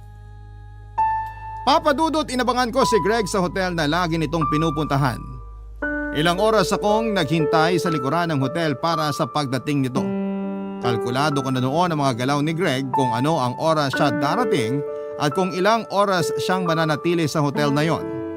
Nang natsambahan kong umalis ang guard na nagbabantay sa parking lot ng hotel, ay mabilis akong pumasok doon at pumwesto sa parte ng parking lot na hindi kuha ng CCTV. Ilang oras ako nagabang malapit sa kotse ni Greg at noong lumabas na ito na mag-isa na lamang ay doon ko siya kinompronta. Gamit ang mga natutunan ko sa martial arts ay hindi na ako nakapagpigil pa, Papa Dudut. Alam kong mali at taliwas sa layunin ng martial arts ang ginawa ko, pero para sa hustisya ay binugbog ko si Greg. Bawat galit na nararamdaman ko sa ginawa niya kay Jane ay ibinuhos ko. Lahat ng mga sipa at suntok sa katawan niya ay ginawa ko. Noong nakita ng gwardyang naka-duty ang nangyayari, agad siyang gumawa ng paraan para pigilan ako. Mabilis naman po akong nakatakas bago pa man nagsidatingan ng mga pulis. Hindi nila ako natuntun, Papa Dudut, dahil nakasuot ako ng mask ng gabing yon. Hindi rin ako umuwi ng bahay at sa ibang lugar ako nagpunta para hindi nila ako masundan kung sakali mang gumawa sila ng investigasyon dahil sa mga nangyari. Pagkatapos noon ay nagpatuloy ako sa aking daily routine. Bumalik po ako sa pagtuturo ng taekwondo na para bang walang nangyari. Pero 3 araw ang lumipas, matapos ang nangyaring pambubugbog ay galit na nagpunta sa akin si Jane. Matapos nitong malaman kung ano ang nangyari.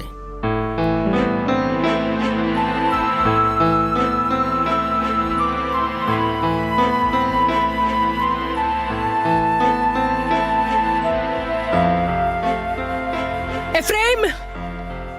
Efraim, nasan ka? Babe, nandito ako. Bakit? Ano yung ginawa mo? Talaga bang nasisiraan ka na ng ulo? Ano pinagsasabi mo? Ano bang ginawa ko? Alam mo kung ano yung ginawa mo? Hindi kita maintindihan. Wala akong ginagawang masama. Kay Greg! Anong ginawa mo kay Greg? Wala akong kilalang Greg. Huwag mo nga akong pinaglololo ko, Efraim. Binugbog mo siya! Paano mo naman nalaman yung balitang yan? Hindi na importante kung paano ko nalaman. Alam mo ba kung ano yung ginawa mo? Dapat lang sa kanya yon. Pasalamat siya, humihinga pa siya ngayon eh. My gosh! Kahit kailan hindi ka talaga marunong gumamit ng kukote mo, no? Mas lalo mo lang pinalala ang sitwasyon eh. Sabi ko naman sa'yo na kalimutan na natin yung nangyari. Paano ko kakalimutan yung ginawa nila sa'yo? Binastos ka, Jane. Binaboy ka nila. Anong gusto mo? Magmaang-maangan ako sa nangyari? Hindi ko alam kung paano mo natatanggap na lang basta yung nangyari sa'yo. Pero para sa akin, hindi ako mapapanatag hanggat hindi natin nakakamit ang hustisya. Hustisya? Efraim, walang hustisya pagkalaban mo taong maimpluwensya. Alam mo ba na pinaghahanap ka na nila ngayon? Huwag kang mag-alala. Hindi nila ako nakilala. Anong hindi nakilala? Tinawagan ako ni Greg. Alam niya na ikaw yung may gawa nun sa kanya. Paano naman niya nalaman? Eh di naman niya ako kilala. Sabihin mo nga, ano ba talaga ang totoo? Bakit parang mas kinakampihan mo pa tong Greg na to? Bakit parang ako pa yung may kasalanan sa nangyari? Wala kang alam. Wala kang alam sa nangyari kaya dapat hindi ka nalang nangialam. Pwes ipaalam mo sa akin. Ano pa bang hindi ko alam? Sabihin mo sa akin, bakit ikaw pa yung galit? Eh ikaw na nga tong pinaghiganti ko. Dahil ayoko maghiganti ka, Efraim. Kasalanan ko yung nangyari. Walang kasalanan si Greg dito. Ha? Parang wala siyang kasalanan. Eh ikaw na... Pinayaran nila ako. Yung nangyari sa akin, bayad yun. Nagpunta ako sa party na yon, hindi para makiparty kundi para ibigay ang gusto nila. Ano? Anong binayaran? Ibig mo bang sabihin? Kailangan ko ng pera. Hindi sapat ang kinikita ko para sa problema namin sa bahay. Wala akong choice. Kailangan ko magbenta ng katawan. Problema? Anong problema? Problema saan? Nascam ang kapatid ko nung nag-apply siya para magtrabaho sa ibang bansa. Marami siyang utang na kailangan bayaran. Pero, teka lang, bakit wala akong alam dito? Ibinibenta mo ang sarili mo sa ibang tao? Nascam ang kapatid mo? Malaki ang pagkakautang nyo? Paano nangyari itong mga to nang hindi ko man lang nalalaman? Dahil hindi mo naman yun kailangan malaman eh. Hindi mo na problema ang pamilya ko. Jane, bakit hindi ka nagsabi sa akin? Sana natulungan kita. Mas mahal mo ang trabaho mo eh. Mas mahalaga sa'yo yung lintik na taekwondo na yan kesa sa akin. Inibitahan kita. Inaya kita sa party na yan kasi naghahanap ako ng rason para huwag nang tumuloy. Kung pumayag ka lang sana na samahan ako, sa ibang party tayo nagpunta. Kaso anong ginawa mo? Mas pinili mo yung trabaho mo kaysa sa akin. Hindi ko naman alam eh. Yun nga ang point ko, wala kang alam. Hindi ko sana magagawa ang bagay na yun kung hindi ka nagsinungaling sa akin. Bakit mo sinabing na-rape ka? Kung sana noon pa lang sinabi mo ng totoo, baka natulungan pa kita. Ngayon sa akin may papasa ang sisi? Nasabi ko yun dahil tiring-tiri ako sa sarili ko. Kailangan ko ng kakampi, ng tao magko-comfort sa akin dahil unti-unting nawawala yung respeto ko sa sarili ko dahil sa ginawa ko. Ngayon dahil sa ginawa mo, pareho na tayong nasa panganib. Hinahanap na tayo ni Greg. Gagawin ko to ng paraan. Aayusin ko to. Hindi na kailangan. Makikipag-iwalay na ako sa'yo. Ha? Bakit? Babe naman, sandali lang. Huwag ka magpadalos-dalos. Pag-usapan natin to. Hindi na natin to kailangan pag-usapan. Simula ngayong araw na to, wala na tayo! Papa Dudut, nagawa ko lang naman ang bagay na yon dahil mahal ko si Jane. Pero dahil sa ginawa niyang pagsisinungaling ay nagmukha akong tanga. Naghukay ako ng sarili kong libingan nang hindi ko namamalayan. Akala ko ay isang kabayanihan ang ginawa ko para kay Jane. Hindi ko inakalang yun na palang magiging rason kung bakit masisira ang relasyon naming dalawa. Sinubukan ko siyang tawagan at habulin para maayos ang problema namin pero hindi na niya ako sinasagot pa. Hindi na siya nagpakita pang muli sa akin, Papa Dudut, dahil kailangan daw niyang magtago. Dahil sa ginawa ko ay pinaghahanap na raw siya ni Greg. Natatakot siya para sa sarili niyang buhay kaya naman naisipan niyang magpakalayo na lamang. Ilang linggo po ang lumipas ay ako naman ang tinunton nila Greg.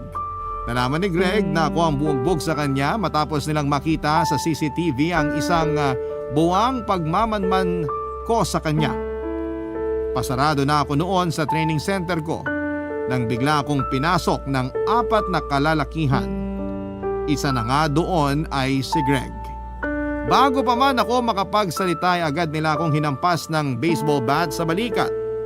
Hindi na ako nakapalagpa, Papa Dudut. Binugbog nila ako hanggang sa hindi ko na alam kung ano ang nangyayari. Bago sila umalis ay paulit-ulit nilang hinampas ang paa at binti ko. Yun daw ang ganti ni Greg sa ginawa ko sa kanya. Huwag na raw akong magsayang pa ng oras na mag-report sa pulis dahil hawak daw niya ang hustisya. Bago mawala ng malay ay natawagan ko pa si Ken para humingi ng tulong. Pagising ko ay nasa ospital na ako at sa tindi ng natamong pinsala ng binti ko ay hindi na ako nakapaglakad pa ng maayos. Kinailangan ko pa ng saklay para masuportahan ang sarili ko sa paglalakad. Papa Dudut, dahil sa pag-ibig ay nasira ang mga pangarap ko. Natigil ako sa pagtuturo ng taekwondo dahil sa mga nangyari. Dahil hindi ko na magamit ng maayos sa mga binti ko ay nagsarado na ang tinayo kong training center. Hindi na ako nagsumbong pa sa mga polis dahil sa mga nangyari. Tama nga si Jane na mahirap kalaban ng mga taong makapangyarihan. Hanggang ngayon ay hindi pa kami nagkikita ni Jane na siyang naging rason ng pagbagsak ko.